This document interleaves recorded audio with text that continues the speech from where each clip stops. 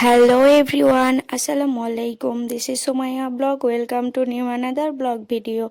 বন্ধুরা আজকে দেখাবো আমার গাছে আমি ইউরিয়া সার কিভাবে প্রয়োগ করছি। খুবই অল্প পরিমাণে আমি গাছের গোড়ায় ঘুরিয়ে ঘুরিয়ে ইউরিয়া সারগুলো দিয়ে নেব। অতিরিক্ত পরিমাণে দেওয়া যাবে না, তাহলে গাছগুলো মরে যাওয়ার সম্ভাবনা আছে। তো ইউরিয়া সারে নাইট্রোজেন থাকে। এখানে এই সারের কাজটা হচ্ছে তোমার গাছগুলোকে সতেজ করবে আর গাছগুলো বৃদ্ধি হতে সাহায্য করবে, মানে বড় হতে সাহায্য করবে। তো বন্ধুরা, এভাবে তোমরা ইউরিয়া সারগুলো খুব অল্প পরিমাণে দিয়ে দিবে। এই সারটা যখন গাছ বাড়তির মুখে, তখন এই সারটা প্রয়োগ করতে হবে। কিন্তু গাছে যদি কোনো ফল আসে, তাহলে সেই সময় এই সারগুলো স্কিপ করতে হবে।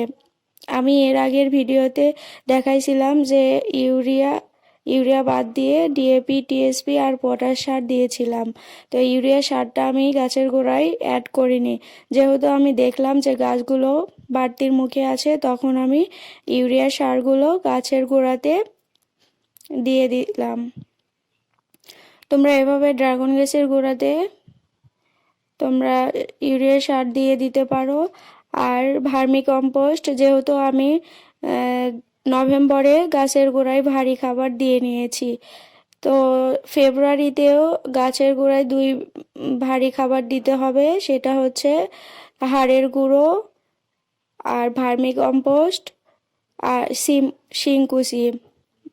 তো আমি এখানে আমার এই বাজারে এগুলো আমি পাইনি, সেই কারণে আমি এগুলো না দিয়ে প্রাকৃতিক উপায়ে আমি 15 দিন পর পর খোল পচা আর গোবর সার, নিম খোল আর আমি পেঁয়াজ রসুনের খোসা ভেজানো পানি দিয়ে থাকি।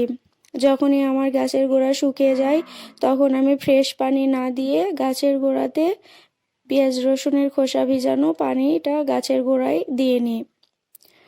তো তোমরা চাইলে গাছের গোড়াতে এই খাবারের পাশাপাশি ভারী খাবার, শিংকুচি, ভার্মি কম্পোস্ট আর হাড়ের গুঁড়া এগুলো দিয়ে নিতে পারো। তাহলে দেখা যাবে অধিক পরিমাণে ফল উৎপাদন হচ্ছে। আমি যেহেতু এগুলো পাইনি, সেহেতু আমি প্রাকৃতিক উপায়ে